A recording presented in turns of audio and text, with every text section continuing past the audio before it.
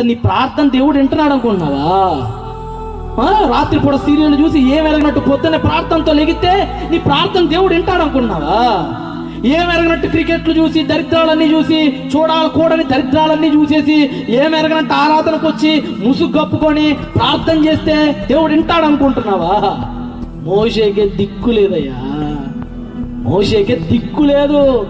నువ్వెంత, నీ బతుకెంత, నేనెంత, నా బతుకెంత. మన ప్రార్థన మేఘం కూడా దాడుతుంది. మన ప్రార్థన మేఘం కూడా దాడదు. మోషేని కాబట్టి వారిని ఇచ్చి పక్కకు పంపించేశాడు. నిన్ను నన్నైతే కత్తిచ్చి పంపించేవాడు దేవదూత ముందు చంపారు బాబు.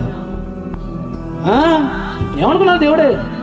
ఎదురాది అంటాడు కదా, భక్తుడే నీతిమంతుడే నిలువుట అసాధ్యమైనప్పుడు భక్తిహీనుడు ఎలాగూ నిలుతును.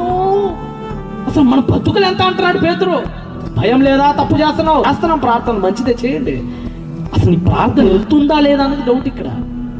మళ్ళా చెప్తున్నా, చెయ్యాల్సిన దరిద్రాలన్నీ చేసి ప్రార్థన చేశారా, నీ ప్రార్థన కనీసం నీ ఇంటి పై కప్పు కూడా దాటదు.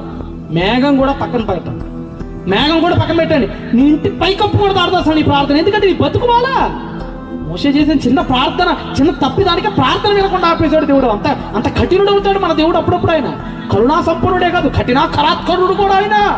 ఏమనుకుంటున్నావు దేవుడి గురించి నువ్వు?